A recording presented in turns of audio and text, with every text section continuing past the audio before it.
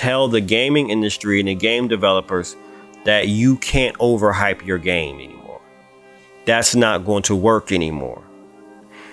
Your game is going to have to deliver. You kind of have to be humbled.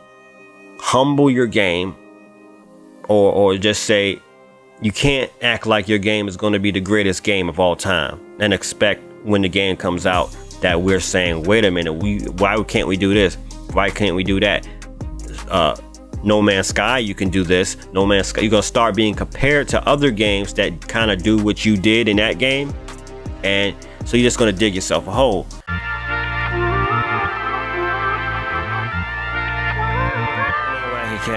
Unbelievable. Absolutely unbelievable. Starfield is not even a nominee for the Game of the Year awards. This is an outrage. This is unbelievable. And listen, all the other nominees, except one, I can respect. Baldur's Gate 3, no doubt, should be a nominee. In fact, I believe they're going to win the Game of the Year award. Rightfully so. Mario Wonder. It's a great game. I've been playing the heck out of it on my Nintendo Switch. Spider-Man 2 had a lot of hype. The game delivered here and there, even though there was some complaints, but deserves to be there. Alan Wake 2, the Alan Wake franchise, listen, has a cult following. No doubt about it. The graphics are unbelievable. And the Zelda game. Hey, elevation at its finest. But what I don't understand is why is Resident Evil Remake, why are they there? That could have been Starfield's spot. That's Starfield's spot, if you ask me. I don't care what nobody says.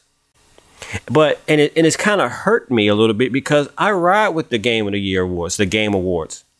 Every year that they pick the right game, they always do. Now, listen, did I think Starfield was going to win possibly the Game of the Year? No. It was way too many people complaining. It was too much hate. It was too much disappointment. Yes, it was some disappointment, even for me. But, I mean, I at least thought it would be in as a nominee. I think what happened, and it's just my opinion and my theory, Starfield, what hurt Starfield in the long run, it was overly hyped. It was the most overly hyped game since Cyberpunk. You saw Starfield Directs that lasted for an hour. You saw so many commercials, the anticipations, the presentations about Starfield, the collectibles about Starfield, the Funko Pops, the different shirts, the T-shirts. I have never, in recent memory, this may have been more hyped than Cyberpunk. I have never seen a game hyped to the moon like that. And you can do this. You can go to different planets. You can. So our expectations was so overblown. It was kind of hard to lower our expectations at this point because we knew what Bethesda could do. We had Skyrim. We had Oblivion. We had all these other games, Fallout. So no doubt, whatever they're telling us with this direct, they're going to deliver. But when the game came out, it was a disappointment because it was just a disappointment. Even for the people that love Starfield. To me, and it's just speaking for me and people like me, Starfield is our Game of the Year. I haven't played a game so consistently for hours and hours and hours in a very long time. I'm in love with Starfield. I can't stop playing it. A lot of you guys are in love with Starfield. But this is the way that the gaming industry and the social media is going, where your game is going to have to get our attention very fast. And the hype train that these games come with in the beginning is not going to work anymore. A lot of these games for the last 4 or 5 years, 4, 5, 6 years, they overhyped their game too much. And then when the game came out, it didn't deliver.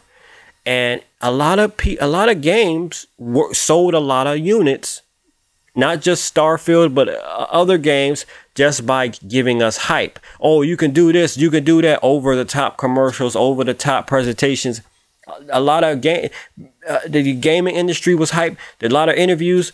it overhyped a lot of these games until when the game come out, it's like, okay, what is this? This is not what you. So now that was a little brief phase. I believe we're getting out of that phase, the hype game phase, where your game is just going to have to deliver. Forget how many commercials you came out with before the game. Forget how many pre-orders. Forget how you was boasting and bragging about the game. If your game doesn't deliver, we're not going to like it. We're going to say we don't like it. In fact, we're going to call you out because the game didn't deliver. Look at Baldur's Gate 3.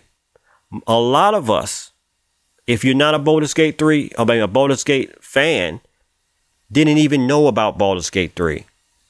I found out about Baldur's Gate 3 after the game came out from real people, from people on the internet, from YouTubers, not the company that made Baldur's Gate 3. They didn't boast and brag. I mean, I'm sure they advertised their game, but they didn't, oh, this is the greatest game. You can do this, you can do that. They just pull the product up, look, play the game, see if you liked it. And that's where the gaming industry is going now. Your game is just going to have to deliver. The fans, you and me, the people are going to decide if your game is great or not. And we're going to have to decide as a collective.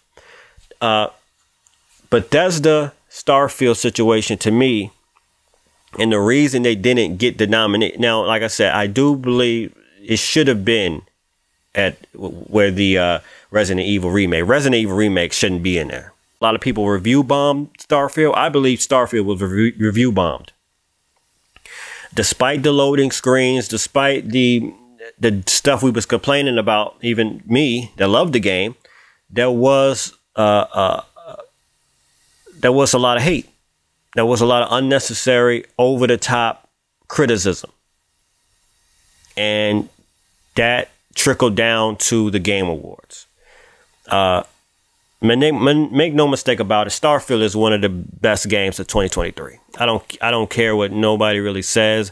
A lot of you feel that way that watch this video. A lot of you may not feel that way. But see, the thing with Starfield and I believe the gaming industry is going to have to pivot and kind of evolve. I'm not necessarily sure if long video games are going to hold our attention.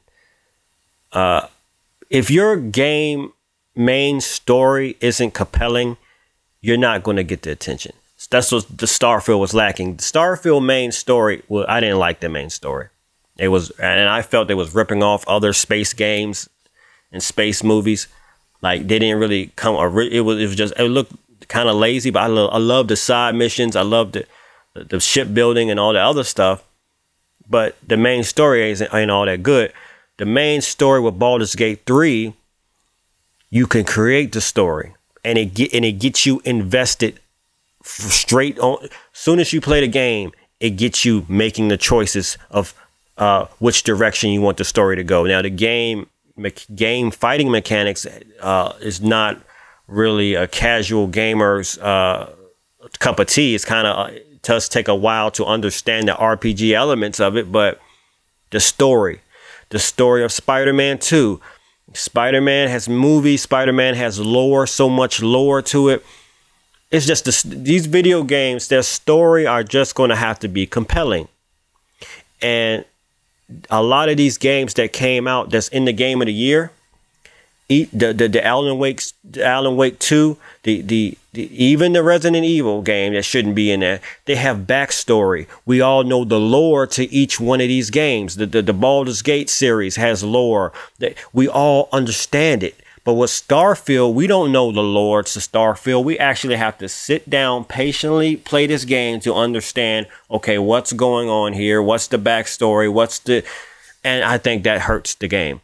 Even Mario Wonder has lore. I mean, Mario, Princess Peach, we all know the stories with that. And I think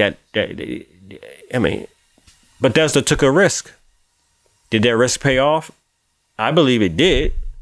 I believe they made a great game, but the game wasn't appreciated because it was just too much. Some of the elements, it took too long, kind of overhyped, oversold the game. And it may not be, I'm not saying it's Bethesda's fault. A lot of the gaming industry itself was so hyped about the game. These outlets was overhyping the game as well. And that's not Bethesda's fault, but it just didn't deliver for the casual people. I'm going to have to still ride, even though this is really crazy. The Game Awards are to me, are the most official gaming awards. Every game they pick for the Game of the Year is the Game of the Year. No doubt about it. Ever since so they do a good job picking the winner. But picking nominees, they really dropped the ball with not putting Starfield in it. Even though all that stuff I said, that the reason possibly that Starfield wasn't a nominee, it still deserves to be a nominee over Resident Evil Remake. You know it, I know it. That was ridiculous. But whatever. It is shocking. But nevertheless, I believe Baldur's Gate 3 is going to win. That's that. But hey, I'm a Starfield fan. Still playing Starfield. Still love Starfield. A lot of us did. But I think this is going to tell the gaming industry and the game developers that you can't overhype your game anymore. That's not going to work anymore. Your game is going to have to deliver. You kind of have to be humbled. Humble your game.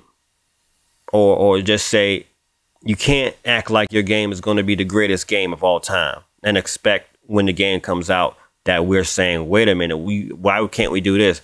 Why can't we do that?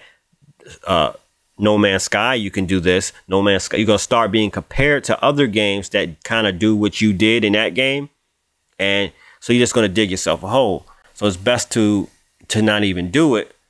And I don't even think they should have said Skyrim in space. They shouldn't have even marketed. Somebody, I don't know who said it. I don't know if it was Bethesda or somebody said Starfield is Skyrim in space. They shouldn't even have said that, because Skyrim, in my opinion, is the greatest video game of all time. You're saying that Starfield is, I mean, you don't want to even do that.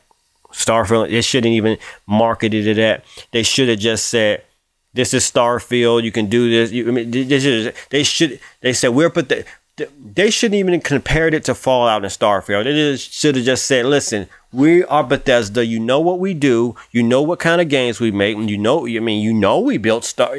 So by them mentioning Skyrim, you thought it was going to be Skyrim, but it wasn't Skyrim. It's not even close. Now, it does stuff like Skyrim. I'm not going to get too far in this video. I'm just saying that it was a snub. It was a snub, nevertheless, but I'm trying to make maybe why it didn't get on the nominee list. I don't know. Well, anyway, I'm Wacky Cat. Make sure you like the video. Make sure you subscribe to this channel, and I'm out.